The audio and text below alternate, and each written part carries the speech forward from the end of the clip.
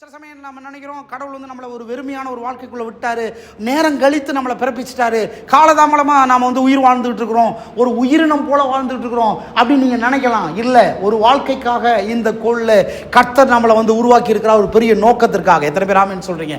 ஆமேன். இந்த கோளிலே நம்ம கொடுக்கப்பட்டிருக்கிற வாழ்க்கையில ஒரு பெரிய ஆளுகை இருக்கிறது, ஒரு நேர்மறையான தாக்கத்தை ஏற்படுத்தக்கூடியவர்களாக இருக்கிறோம், ஒரு அசாதாரணமான நோக்கம் நம்முடைய வாழ்க்கையில் வைக்கப்பட்டிருக்கிறது. நீங்கள் மட்டும் இல்லை, நான் மட்டும் இல்லை, இந்த உலகத்தில் இருக்கிற அத்தனை பேரையும் கர்த்தர் ஒரு அற்புதமான டிசைனா படைச்சிருக்கிறாரு, ஒரு பர்பஸ், ஒரு அசைன்மெண்ட்டை ஃபுல்ஃபில் பண்ணணும்னு படைச்சிருக்கிறாரு. அதனால தான் நீங்கள் நானும் இன்றைக்கு உயிரோடு இருக்கிறோம், ஜீவனோடு இருக்கிறோம், காப்பாற்றப்பட்டிருக்கிறோம். ஆமென். நம்மளை நாமே குறைச்சி எடை போடக்கூடாது, நம்மளை நாமே ஒரு பிண்டம் போல, ஒரு உயிரினம் போல நம்ம நாமே சில சமயங்களில் ஒரு விரக்தியான ஒரு வாழ்க்கை வாழக்கூடியவர்களாக நான் இந்த உலகத்தில் இருக்கிறேன்னு சொல்லி நம்மளை நாமே குறைச்சி மதிப்பிட்டுக் கொள்ளக்கூடாது.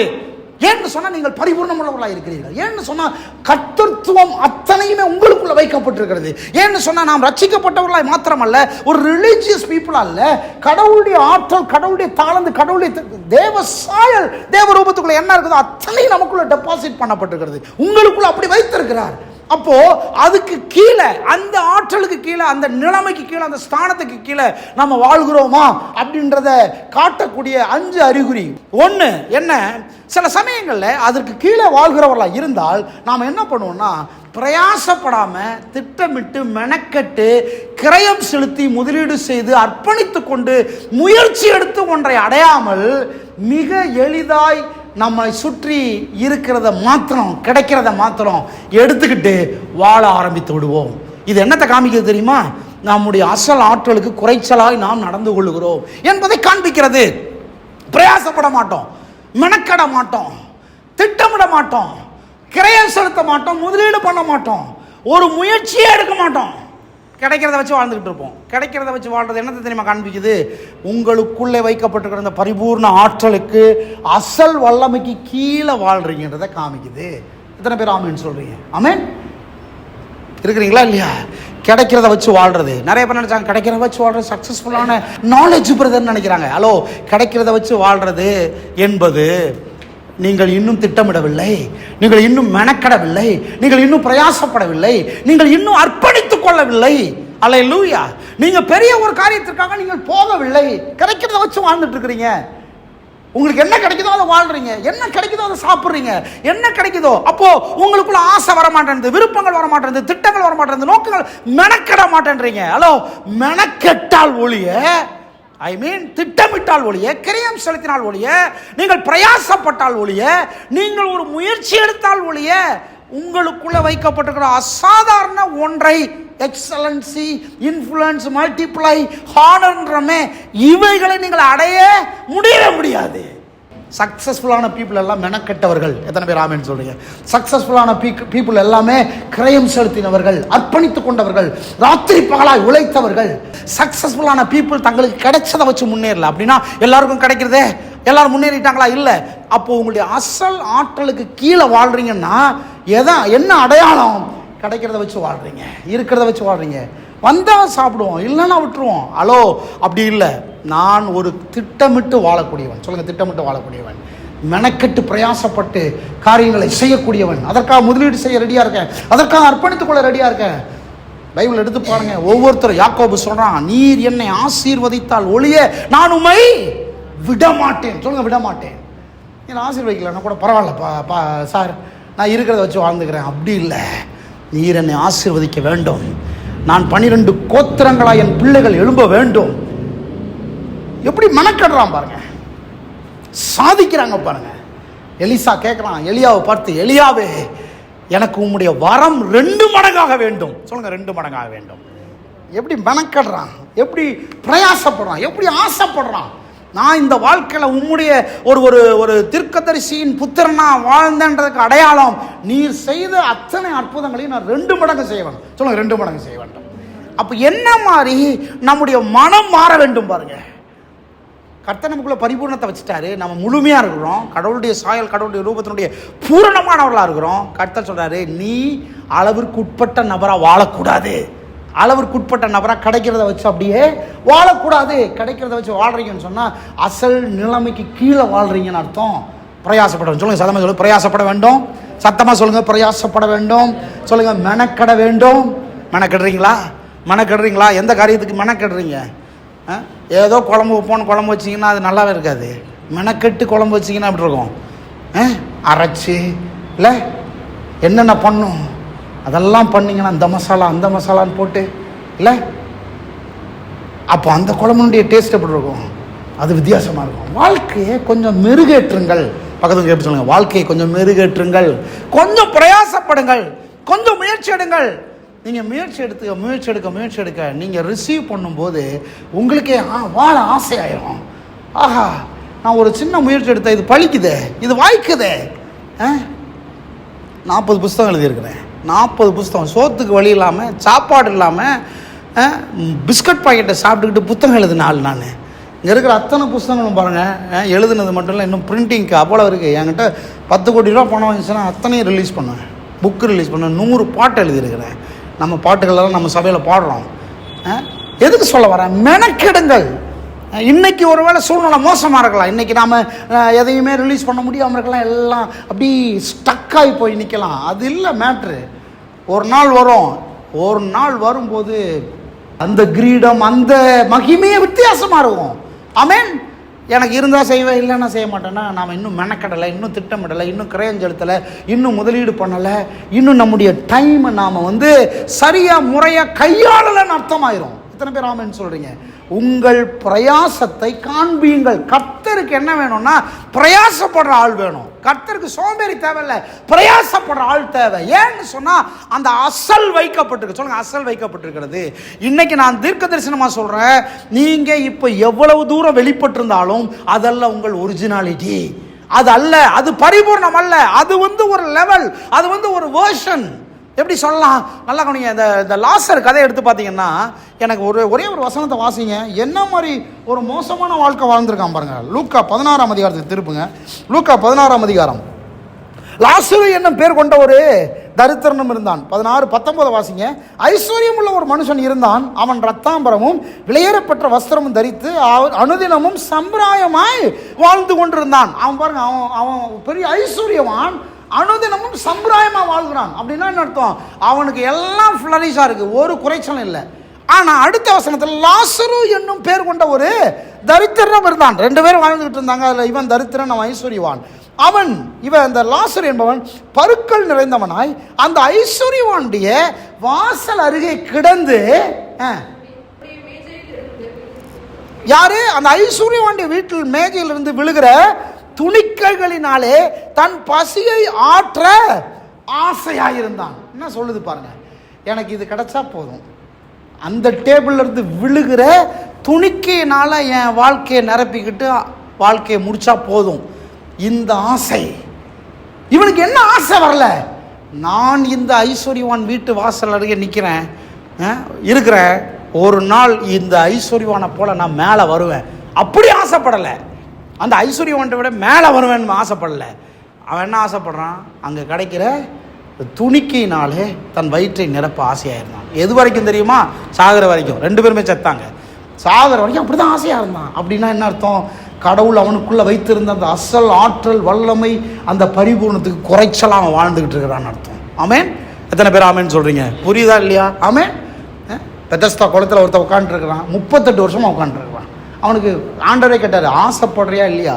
சுகமாக விரும்புறியா இல்லையா? அப்போ நான் சொல்றேன், நீங்க பெருசா ஒன்றை நீங்க மெனக்கடலை அப்படின்னா, திட்டமிடலை அப்படின்னா உங்களுடைய நிலைமை மாறாது. கிடைக்கும், கண்டிப்பா கிடைக்கும். இந்த பூமியில பிறந்துட்டாலே கிடைக்கும். சாப்பாட்டுக்கு கண்டிப்பாக கிடைக்கும், எல்லாத்துக்கும் கிடைக்கும். ஆனால் அடுத்த நிலைமைக்கு போக வேண்டும் என்றால் நீங்கள் தான் திட்டமிட வேண்டும். எத்தனை பேர் ஆமேன்னு சொல்கிறீங்க? நீங்கள் தான் நகர்ந்து போக வேண்டும், நீங்கள் தான் மெனக்கட வேண்டும், நீங்கள் தான் கிரயம் செலுத்தணும், முதலீடு பண்ணணும், நல்ல மக்களோட சேர்ந்துக்கணும், கடவுளை தேடணும், கர்த்தருக்கு கொடுக்கணும், விதைக்கணும். இதெல்லாம் செய்கிற ஆள்கள் தான் நம்முடைய அடுத்த வேர்ஷனை வெளியே கொண்டு வரக்கு முயற்சி எடுக்கிறாங்கன்றது அதில் தெரிய வரும். எத்தனை பேர் ஆமேன்னு சொல்கிறீங்க?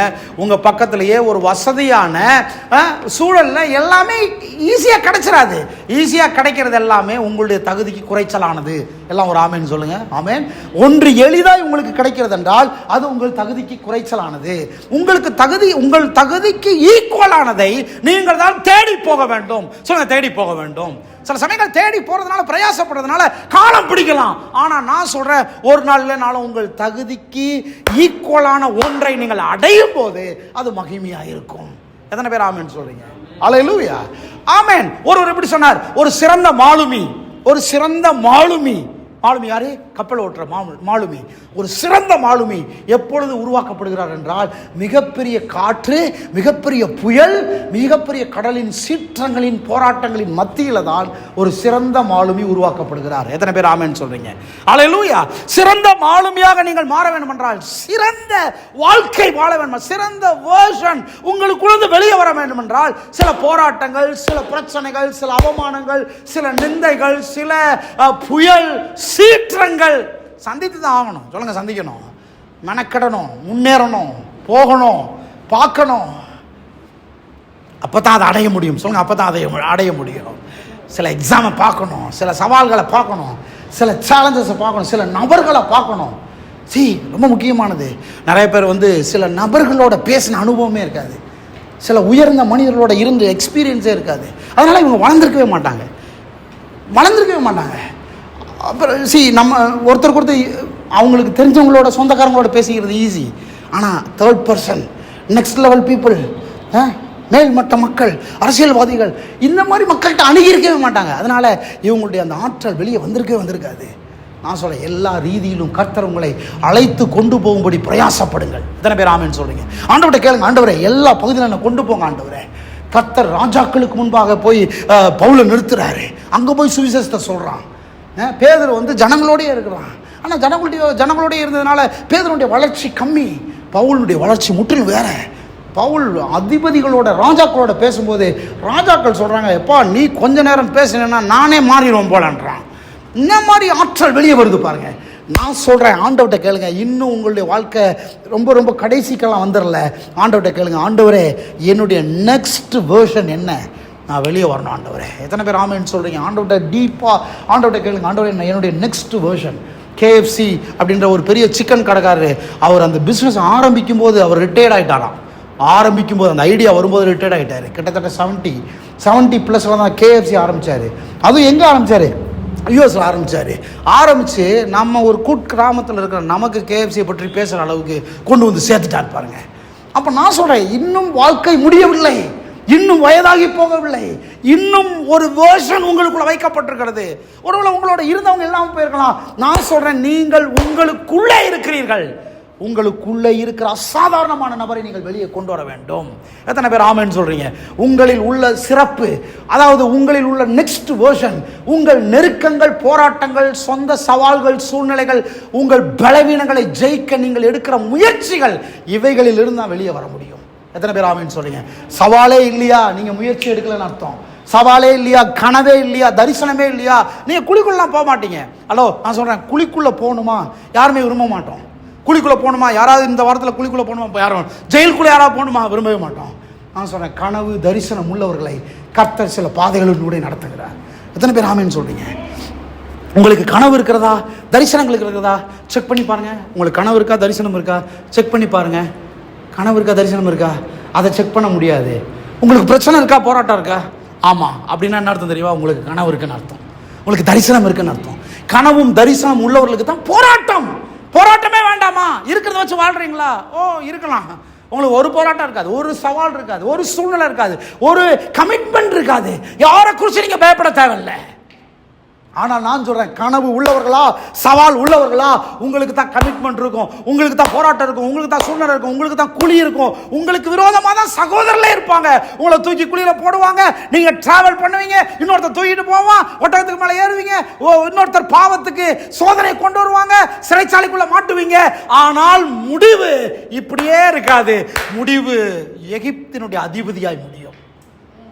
கைகளை தட்டி ஒரு ஆமென் சொல்லுங்க. முடிவு வேற மாதிரி முடியும். போராட்டமும் பிரச்சனையும் சூழ்நிலையும் சவால்களும் அல்ல என்னுடைய நீண்ட தூர பயணம். ஒருவேளை அது பயணமா இருக்கலாம், முடிவு டெஸ்டினேஷன் வேற. சொல்லுங்க, டெஸ்டினேஷன் நெக்ஸ்ட் வெர்ஷன் வெளியே வந்து நிற்கும். எத்தனை பேர் ஆமென் சொல்றீங்க? சிறந்த மாலுமியாக வெளியே வந்து நிற்பேன். நான் பார்க்காத மலையா அப்படின்னு பேச ஆரம்பிப்பேன். நான் பார்க்காத தோல்விகளா? தாமஸ் ஆல்வா எடிசன் இந்த மின்சாரத்தை கண்டுபிடித்தவர் 10,000 முறை தோற்று போனார். எத்தனாயிரம் முறை? 10,000 முறை. ஜாய்ஸ் மேயர் சொல்றாங்க, ஒரு முறை உங்கள் பாறையை நீங்கள் அடிக்க ஆரம்பித்தால் நீங்க உடனே சொல்லாதீங்க நான் 10 தடவை தான் அடிப்பேன் அப்படின்னு சொல்லாதீங்க, இல்ல 100 தடவை தான் அடிப்பேன்னு சொல்லாதீங்க, உடையும் வரை அடிப்பேன்னு சொல்லுங்க.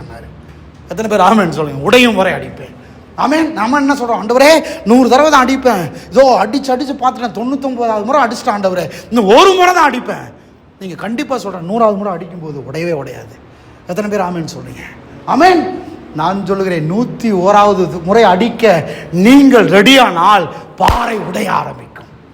நமக்கு பிரச்சனையே ஆண்டவருக்கு 100 முறை தான் அடிப்பேன், 10 முறை தான் நான் காரியத்தை செய்வேன், 2 முறை தான் முயற்சி எடுப்பேன். கர்த்தர் சொல்றாரு முடியும் வரை முயற்சி, சாதிக்கும் வரை முயற்சி. ஜாய்ஸ் மேயர் கீழே சொல்றாங்க, நீ பாறை அடிக்கும் போது ஒருவேளை அது ஒண்ணுமே ஆகாம இருக்கிறது போல தெரியலாம், 99 முறை 100 முறை, ஆனால் என்ன நடக்குது தெரியுமா? பாறை தன் நம்பிக்கை இழந்து கொண்டிருக்கிறது. ஆமென்.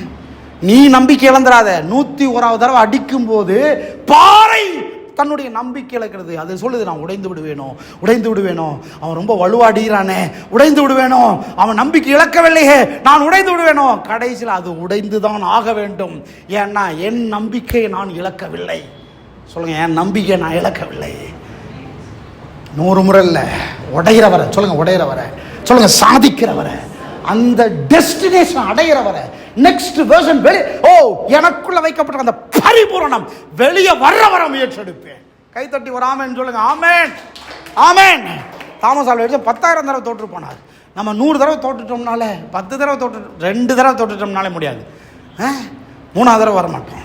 10 முறை 100 10,000 முறை தோற்று போனார். அந்த டங்ஸ்டன் இலையில மின்சாரம் நிற்கிதுன்றதை கண்டுபிடிக்கிறது 10,000 முறை தோற்று போனார். அதனால தான் அவர் எழுதுறாரு, நான் 10,000 முறை ஜெயித்து நீங்கள் நிச்சயமாக ஜெயிக்க முடியும்னு சொல்கிறவன் இல்லை, 10,000 முறை தோற்று அடுத்து ஜெயித்து சொல்லுகிறேன், நிச்சயமாக நீங்கள் ஜெயிக்க முடியும்.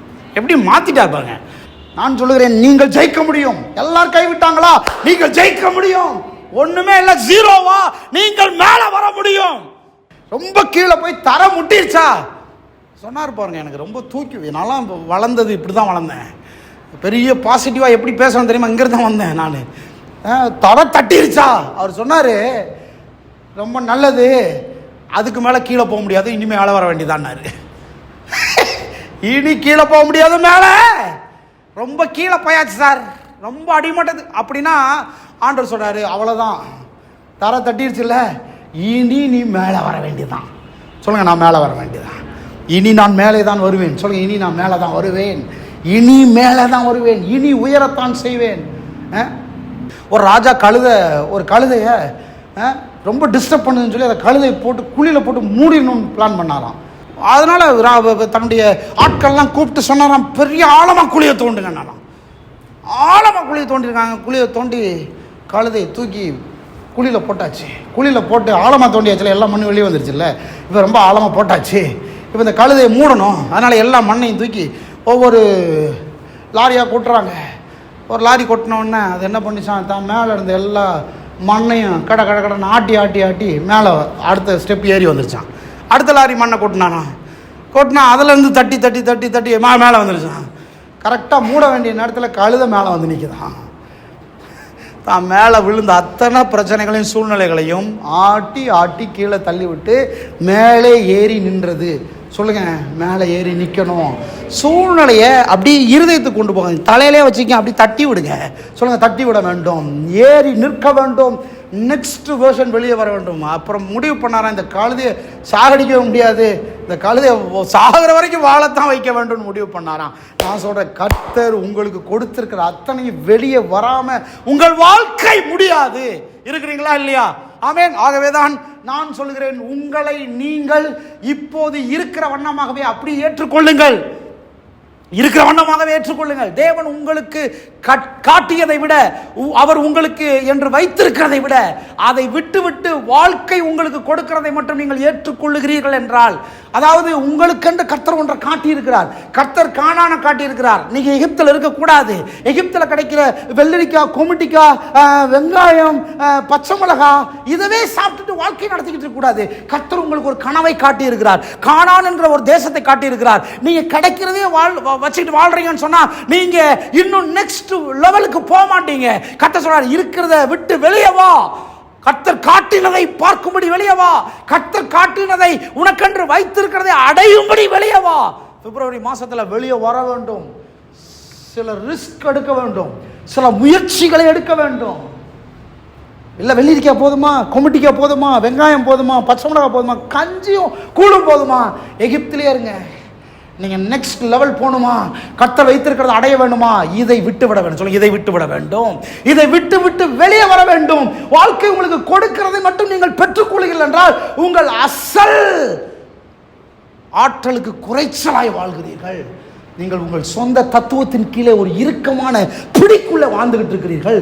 எந்த மாற்றத்திற்கும் ஒத்துழைப்பு கொடுக்கவில்லை என்று அர்த்தமாகிறது. எத்தனை பேர் ஆமென் சொல்றீங்க? சொல்லுங்க, நெக்ஸ்ட் லெவல். சொல்லுங்க, நெக்ஸ்ட் லெவல். எல்லாரும் எழுப்பி நிற்போம். ஆண்டவர்கிட்ட கேளுங்க, ஆண்டவரே இன்னும் எனக்குள்ள என்ன வச்சிருக்கிறீர் ஆண்டவரே? நான் நினைச்சேன் முடிஞ்சிச்சுன்னு நினைச்சேன். கர்த்தர் சொல்ல, இல்லை உனக்கு முடியல, உனக்கு இன்னும் முடியாது. ஒரு லைஃப் முடிவில்லாத லைஃப். ஷேலா ராகாமா சாந்தா ராபோ எல்லா கைகளை உயர்த்த ஆண்டவர்கிட்ட கேளுங்க. ஆண்டவரே இருக்கிறத வச்சு இந்த வாழ்ற இந்த நிலைமையிலிருந்து என்ன விடுதலையாக்குங்க ஆண்டவரே. இருக்கிறத வச்சு வாழ்ற அந்த நிலைமையிலிருந்து என்ன விடுதலையாக்குங்க ஆண்டவரே. ரூமா சாந்தா ராபோ காபா லாபா கைகளை உயர்த்தி ஜெபம் பண்ணுங்க. எவ்வளவு பெரிய நோக்கம், எவ்வளவு பெரிய கனவு தரிசனம் இருக்கின்றதை நீங்க மெனக்கெடும் போது கண்டுபிடிப்பீங்க. அடுத்த முயற்சி எடுக்கும்போது கண்டுபிடிப்பீங்க. அடுத்த பிரயாசம் எடுக்கும்போது கண்டுபிடிப்பீங்க. உங்களுடைய சக்சஸ் அடுத்த உங்களுடைய பிரயாசத்தில் இருக்குது. உங்களுடைய மகுடம் அடுத்த உங்களுடைய பிரயாசத்தில் இருக்குது. உங்களுடைய ஹானர் அடுத்த உங்களுடைய பிரயாசத்தில் இருக்குது. கிடைக்கிறத வச்சு சாப்பிட்றீங்க, கிடைக்காத வச்சு வாழ்றீங்கன்னு சொன்னா இல்ல, நீங்க இன்னும் உங்களுடைய அசல் அந்த அந்த அந்த வல்லமைக்கு ஆற்றலுக்கு குறைச்சலா வாழ்றீங்க. உங்களுடைய அசல் விசுவாசத்துக்கு குறைச்சலா வாழ்றீங்க. கர்த்தர் இன்னைக்கு சொல்றாரு, இல்ல நெக்ஸ்ட் ஸ்டெப் எடுத்து வை. இன்னைக்கு ஒரு முடிவெடு. இன்னைக்கு ஒரு புதிய ஒன்றை துவங்கு. இன்றைக்கு ஒரு விசுவாசத்தை ஆரம்பி. இன்றைக்கு ஒரு கனவை காண். இன்னைக்கு நெக்ஸ்ட் வெர்ஷனுக்கு ஒரு பிரயாசப்படு. எத்தனை பேர் என்னோட ஆமேன் சொல்றீங்க? கைகளை உயர்த்தி எல்லாரும் கர்த்தரை ஸ்தோத்தரிப்போம். ஆமேன், ஆமேன், ஆமேன், ஆமேன், ஆமேன். எப்பெல்லாம் நீங்க இருக்கிறத வச்சு வாழ ஆரம்பிக்கிறீங்களோ, எப்பெல்லாம் உங்களை நீங்கள் பிரயாசத்துக்கும் திட்டமிடுதலுக்கும் மெனக்கெடுதலுக்கும் கிரயம் செலுத்துறதுக்கும் முதலீடு செய்கிறதுக்கும் அர்ப்பணிக்காமல் போயிடுறீங்களோ, முயற்சி எடுக்காமல் போயிடுறீங்களோ, அப்பெல்லாம் உங்களுக்கு மிக எளிதாய் உங்களை சுற்றி இருந்து என்ன கிடைக்குதோ அதை மட்டுமே ஏற்றுக்கொண்டு எடுத்துக்கிட்டு வாழ ஆரம்பிக்கிறீங்க. நான் சொன்னேன், சுற்றி இருக்கிறதெல்லாம் யாரோ சாப்பிட்டு போட்டது. ஓ லார்ட், உங்களை சுற்றி கிடைக்கிறது யாரோ எடுத்து போட்டது. ராகாபோ ஷாபோ, ஒரு ஐஸ்வர்யவான் அவன் சாப்பிட்டு போடுறான், நீ கையை நீட்டி அதை எடுத்து சாப்பிட்றன்னு சொன்னா நீ எவ்வளவு குறைச்சலான ஒரு வாழ்க்கை வாழ்கிறாய். அவனும் ஆண் தான், நீயும் ஆண் தான். அவனும் ஒரு மனுஷன் தான், நீயும் மனுஷன் தான். அவனுக்குள்ளேயும் சேம் நாலேஜ் இருக்கு, உனக்குள்ளேயும் அது இருக்குது. இன்னும் சொல்லப்போனால் நீ ரட்சிக்கப்பட்டவன், நீ ஆபிரகாமின் குமாரன். பைபிளை நீங்கள் அப்புறம் வாசித்து பாருங்க. செத்து போனதுக்கப்புறம் தான் சில விஷயங்கள் தெரியுது அவனுக்கு. நான் ஆபிரகாமின் மடியில் வைக்கப்பட்டிருக்கிறேன்றது தெரியுது. நான் ஆபிரகாமின் குமாரன் குமாரத்தி, இந்த உலகத்தில் இப்படி வாழலாமான்னு இயேசு கேட்டாரே. சக்சஸ்ஃபுல்லான வாழ்க்கை. ஒரு முயற்சி எடுங்க, ஒரு முயற்சி, ஒரு மெனக்கெடுதல், ஒரு மெனக்கெடுதல் ஒரு டெஸ்டிமனியா மாறும். ஒரு உங்களுடைய ஊண்டட ஒரு விஸ்டமா மாற்றுங்க. உங்களுடைய ஊண்டட ஒரு டெஸ்டிமனியா மாற்றுங்க. ஷேகாபா லபா ரபோ. ஹalleluya. நீங்கள் மேலே வரக்கூடாதுன்னா எல்லாரும் உங்களை கோபப்படுத்துகிறாங்க. நீங்கள் மேலே வரக்கூடாதுன்னா எல்லாம் சோதனை கொண்டு வராங்க. நீங்கள் மேலே வரக்கூடாதுன்னா உங்களுடைய கேரக்டரை டெஸ்ட் பண்ணுறாங்க. நீங்கள் மேலே வரக்கூடாதுன்னா கர்த்தரே பார்க்குறாரு, பக்கத்தில் ஏதாவது கிடைக்கிறதுலையே வாழ்ந்துக்கிட்டு இருக்கிறியா, இல்லை மெனக்கெடுறியா. ஷீபா லாபா ரபோ. கர்த்தர் பார்க்குறாரு. போராட்டங்கள் சூழ்நிலைகள் வரும்போது உன்னை சிறந்த மாலுமியாக கர்த்தர் மாற்ற விரும்புகிறார். ரே காபா லபா ரபோ. ஹalleluya. ஆண்டவர் உங்களை ஒரு சாட்சியாக வைப்பார். என்ன சாட்சி தெரியுமா? நான் பார்க்காத மழை இல்லை, நான் பார்க்காத சூழ்நிலை இல்லை, நான் பார்க்காத பசி இல்லை, நான் பார்க்காத கைவிடுதல் இல்லை, நான் பார்க்காத நெகட்டிவான காரியங்கள் இல்லை. ஆனால் இன்னும் நான் நிற்கிறேன், இன்னும் நான் வளருகிறேன். ஹல்லேலூயா. இன்னும் நான் முன்னேறி கொண்டிருக்கிறேன். என்னை நெருக்க நினைத்தவர்கள் எல்லாரும் ஒளிந்து போனார்கள். என்னை நெருக்கினவர்கள் எல்லாரும் இல்லாமல் போனார்கள். எனக்கு துரோகம் பண்ணினவர்கள் எல்லாரும் அழிந்து போனார்கள். நான் இருக்கிறேன். ஹல்லேலூயா. கையை தட்டி சொல்லுங்க, கர்த்தர் உங்களை வச்சிருக்காரு. Next version. நீங்க உயிரோடு இருந்து நடப்பது, ஓடுவது, வேலைகளை செய்வது, காரியங்களை செய்வது, மெனக்கெடுவது, இதுவே உலகத்துக்கு ஒரு பெரிய டெஸ்டிமனி. உலகத்துக்கு இதுவே பெரிய டெஸ்டிமனி. கர்த்தர் உங்களை காட்சி பொருளாக வச்சிருக்கிறாரு. ஷிகாபா லபா ரபோ. ஹல்லேலூயா, ஹல்லேலூயா, ஹல்லேலூயா. எத்தனை பேர் என்னோட ஆமென் சொல்றீங்க? கைகளை உயர்த்தி கர்த்தரை ஸ்தோத்தரிப்போம். உங்கள் தரத்திற்கு தகுதியானதுக்கு உயர்ந்ததை, சாத்தியமானதை தேடி போய் அடைய பிரயாசப்படுங்கள். தேடி போங்கள். சொல்லுங்க, தேடி போங்கள். யோசேப்பு தேடி போனதுனால தான் எகிப்தின் அதிபதியா மாறினான். தேடி போங்கள். சொல்லுங்க, தேடி போங்கள். கிடைக்கிறத விட்டுட்டு தேடி போங்க. அப்படின்னா உங்களுக்கு ஒரு திட்டம் வேணும், ஒரு தரிசனம் வேணும். எனக்கு இதுதான் என் பொசிஷன் வேணும். அந்த பொசிஷனை தேடி போங்கள். உங்களுடைய ஆசைகளை தேடி போங்கள். உங்கள் விருப்பங்களை தேடி போங்கள். கனவுகளை நிறைவேறுதலுக்கு தேடி போங்கள். ஹல்லேலூயா. நீங்க பிரயாசப்பட்டுட்டீங்கனாலே கர்த்தர் உங்களை ஸ்ட்ரென்தன் பண்ணுவார். கர்த்தர் உங்களை பலப்படுத்துவார். நீங்க முடங்கிட்டீங்கன்னா, எலியாவை பத்தி சொன்னல, நீங்க முடங்கிட்டீங்கன்னா அவ்வளவுதான். உங்க வாழ்க்கையை ரொம்ப சீரழிச்சிடும். அது நீங்க முடங்கக்கூடாது. கைகளை உயர்த்தல கர்த்தரை ஸ்தோத்திரிப்போம். குடும்பமா கர்த்தரை ஸ்தோத்திரம் பண்ணுங்க. ஆண்டவரே, நெக்ஸ்ட் வெர்ஷன், நெக்ஸ்ட் லெவல். தோற்று போயிட்டீங்களா சில விஷயங்கள்ல? கர்த்தர் சொல்றாரு, இல்ல, நீ தோல்வி அடையல. நீ சில ஞானத்தை நீ கெயின் பண்ணியிருக்கிற. சில ஞானம் வந்திருக்குது, சில அறிவு வந்திருக்குது. நீ தோல்வி அடையல, நீ ஞானம் அடைந்திருக்கிறாய். அடுத்த ஸ்டெப் எடுங்க. ஹலோ, 10,000 முறை தோற்று போனாராமே. அடுத்த ஸ்டெப் எடுக்கிறதுக்கு என்னங்க? 2வது தடவை தானே எடுக்கிறீங்க, 3வது தடவை தானே 10வது தடவை தானே எடுக்கிறீங்க. 10,000 முறை தோற்று போனாரே.